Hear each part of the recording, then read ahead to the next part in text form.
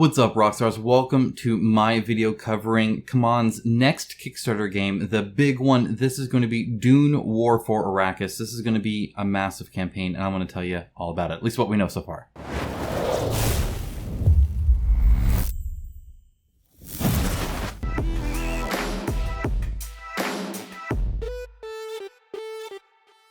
Thank you to my channel sponsor Into the AM. As a company that believes hard work and a great product is a proper way to conduct business, I am delighted to have them as part of the channel. They have some of the coolest graphic t-shirts around and an absolute best fit and feel that has continually exceeded my expectations. With new shirts arriving all the time and other products like boxers, hats, and even a monthly shirt club, I wholeheartedly recommend them to you. Check out the link in my description of this video for an exclusive 10% off everything they sell. As always, a huge shout out to my patrons and YouTube members. It is through their financial support that this channel is possible. If you appreciate the videos I make every single week for you guys, and you can give even $1 a month, there is a link down in the description below. Thank you so very much. As a quick few updates, I have the last few bits of games that I'm sending out. I will be sending those out to you guys soon. Thank you so much for the donations last year. Next year I'll have it all packaged, ready to go. We'll even have some shipping quotes for you. It'll be nice and smooth. It'll be really, really good. Promise. And also, before I dive into any kind of commentary, because this is unscripted, of course, I want to actually do a quick shout out to CMON. I've done this before in the past with this exact same thing, but they are still doing it. If you didn't know, they have a Zomba Friday, where every Friday they come out with a new Zombicide campaign for all their Zombicides they've ever had. So from the past ones to the newer ones and everything in between. This one, for instance, is for Green Horde, and if you have the Friends and Foe expansion with that as well. So every Friday you can actually check to see if they have something for you. I wish there was an easier way to like find them all. I don't know exactly a great way to do that, but they do post them. They do make them every Friday, and it's great that more content comes out for stuff that they release and that they continue to support Zombicide. I think that's awesome. So mad props to that. This was the latest one. This was number 89, Zomba Friday 89. They've done a ton of these.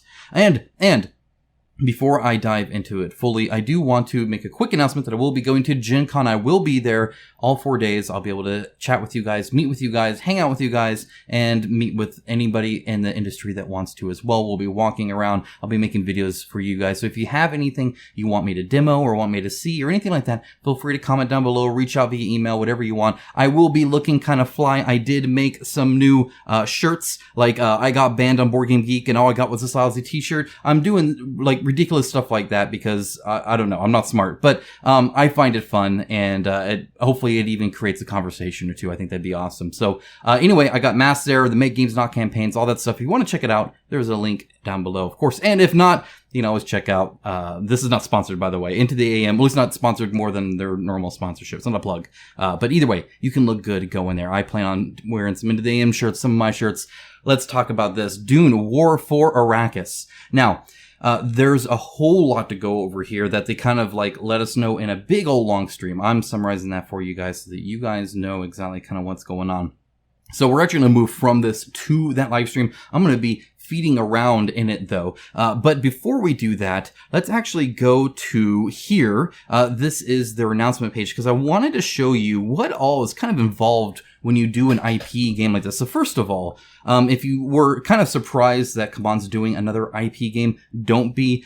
For instance, they have a head of IP position at CMON that their whole job day in and day out is dealing with IP. They're very IP driven. It works. It's marketable. They make more money. That's why they do it. And so he's definitely involved in that. And as you can see, they work with so many companies. Legendary is involved. Of course, the Herbert Properties LLC, the actual author's family estate essentially is involved. Gale Force 9 is. I think they actually own the rights for the board games, and then CMON's using that then to do that. And then there was even this Genuine Entertainment, which is some kind of concierge IP thing going on there. Look, there are a lot of hands in the pot to get this kind of stuff there. It's definitely an investment on the company, and it's not one that they're going to make lightly or then not use. So expect more IP, not less. So just making that obvious on what's happening, what's going on, why CMON has done, like in their past 5 games, like 4 of them have been IP related, like that's why. Okay, so as an FYI, unless it's Zombicide, right? In which case that's theirs, and it's great that they support their own IP and make that as strong as possible. So let's go ahead and go to this live stream thing. Now, if you didn't know, this is actually made by 2 of the 3 designers for War of the Ring, the Lord of the Rings game, the big map one, right, that has the 2 forces going against each other with the action dice system, all that kind of stuff. Beloved game, fantastic game. I've heard nothing but great things about that game. They've essentially done what they do often, which is take a game and modify it to match another IP. Now, that doesn't...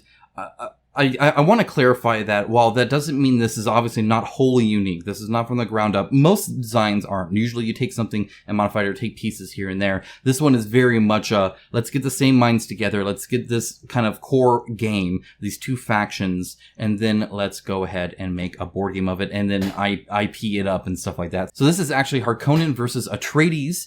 So the 2 main factions. However, there will be some sub-factions too. When asked how many players this is, which is a very basic question for an announcement, by the way, they were very, very cagey on this. They said that just so you know, it's 2 factions. However, there are all these sub-factions like that. It kind of sounds to me very much like Star Wars Rebellion, where it's 2-player, but you can play it as 4 or 3 or whatever, but it's definitely meant for 2-player, and you should play it as 2-player. I will never, ever again play Star Wars Rebellion at 4 players. It's just like, hey, let's hit the game and make it less. All right, no, thank you. So, not interested in that. And there's a lot of games that kind of do that. And really, fundamentally, that's what it is. It's the 2 houses going head to head, and it is very asymmetrical. The term to Star Wars Rebellion I use on purpose as well, because this actually takes place during the Desert War, where the Harkonnens have control, essentially. So they're like the Empire, right? They have the more military might, they have more action dice. If you know what action dice are, there are dice that you roll, and then there are symbols on those, and the symbols reflect types of actions that you can do. Not specific actions, but types of actions. So the more dice you have, the more powerful you are, the more you can do, right? And so there's that. And then, of course, there's the kind of rebellion faction that's kind of has a spy network and sabotages and all that kind of stuff, but then might be able to get powerful units, like maybe a worm or something like that, right? And so that's kind of the juxtaposition you have there. Now, they are going to have over 100 minis in the core box. Let's actually take a look at that. Well, first, just to give you a sense of the art, I'm going to skip over here just to the art real quick. So here is the box, and they wrote Dune in a way to where you could flip it, which I think is kind of cool. I dig that. So you can have it show either way, but it's the same thing. Either way, you're getting like upside down symbols, which is kind of odd, but whatever, that's fine. So that's that. The art style reminds me a lot of their He-Man stuff, their Master of the Universe stuff. It reminds me of the same style of art. I wonder if they had the same artists. I wonder if they're in-house artists. For whatever reason, that just strikes me as the kind of art they were producing for that Masters of the Universe thing. Maybe, maybe not. Okay, so the minis. Flat bases, over 100 in the core box. They are smaller scale. They are not as small as War of the Ring. So if you didn't know, on that one, it's like this, like really, really small minis, but it's closer to perhaps what they did with Bloodborne. It sounds like it might be actually a little bit smaller than Bloodborne. I don't know, but that's part of the reason why we're seeing, flat bases, is because they're smaller scale and because they have a lot of them. Now they have, different versions of characters and a whole bunch of stuff. They show off 3 here. And as you can see, you can get a little bit of terrain stuff, but it is very much a rock on a flat base, right? We're still kind of doing that. They're not going to spend a ton of money on the miniatures, but they have to make over 100 of them. Actually, I think they showed 4, because I think there's one more here as well. So, flamboyant, right? You gotta love it. And you'll notice stuff like the art shows ropes, and then they're kind of cold here. Again, that scale. Everything has to be fairly thick. Nothing can be super detailed. So they're definitely kind of doing textures more than detail and stuff like that. And again, that's I think on purpose. Oh no, what happened? Okay, so the only other thing to note is the worm here for when it comes to minis. Now they are actually going to have the mini here. Right here. They have not decided on a scale. They haven't decided on a scale because they're trying to make it as big as possible, but still make it playable. Because it has to be playable, of course, too. So you don't want this big honking thing out. Like their normal bigatures that are actually impractical and not very useful. They definitely want it to be playable, but they want this to be really big. And so I actually brought out the worm. That's not a spoiler. They showed it literally on the first image of the Kickstarter page. Calm down, everybody. In Oathsworn. So this is the worm there that they have there. Now, again, I don't know the scale. I don't know if it's going to be this big. I would expect it. I would assume based off the smaller scale to be a little bit bigger than this, but certainly not 3 pieces. That'd be my assumption, but who knows? Either way, it looks like it's going to be fairly large, but we don't know for sure.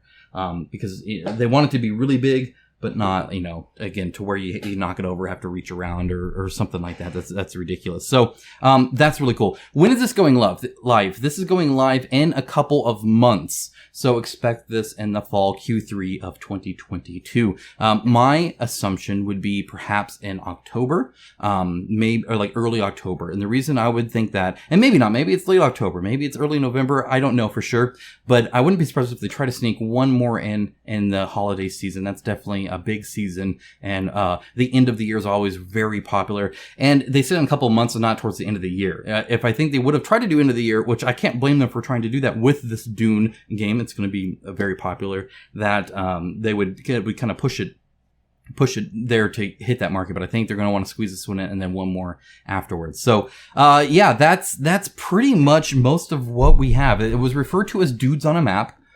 Is kind of was the first way they kind of talked about it. But other than that, we don't have a lot more info, except there was one kind of Easter egg here. Let me find that for you. We're in a bigger picture here. This is actually the map of the game. So when you're playing, it'll be looking like that, which is really a lot of sand. Is what I would expect there. So anyway, yeah, it'll be kind of interesting. Based off of a very popular game, obviously one that they can kind of take and then modify and then put some IP paint on it and make a whole bunch of money, and it'll make a lot of people happy. But it seems like the passion is really there. Though I did see that with Bloodborne, because Thiago here, for instance, sounds very passionate about the IP. And that's great. And I think that's awesome. I said the same thing about Michael Chanel with Bloodborne, and then I came back with a timer-driven, kind of not really scenario-driven, just random tile draw bonanza of a Bloodborne. So I'm hoping better than that, and I think it will be better than that. But they definitely have the idea right. So they're talking about how these worms are not monsters; they're almost godlike, and all this other kind of stuff. And so they're really putting a passion in there. Also, the IP is not just for the movie, though they have access to the movie and all the books and anything else. Okay, so I do want a pug miniature. If there's not a character holding a pug, if I don't get Patrick Stewart holding a pug, I'm going to be upset. I'm not going to lie. That's what I'm going to be looking for. That's how I'll judge the game. If it doesn't have it, it's a garbage tier, trash tier game. But if it has Patrick Stewart holding a gun while shooting people, then I will be very, very happy. Guys, let me know what you think about this. Is this something you're super interested in? Is the IP enough to get you to back CMON stuff? Do you have any reservations? Do you have any worries about the shipping? I would love to hear what you guys have to say so I can address that in future videos, because I'll obviously be covering this as more is revealed in future news videos. If you are new here, welcome. You can subscribe for videos just like this and more, either further in depth than even this. This was kind of a very quick kind of overview, or just generalized news stuff, opinion articles, reviews, unboxings, all that kind of stuff is here, and you are welcome to join. With that out of the way, have a wonderful rest of your day. Take care, guys.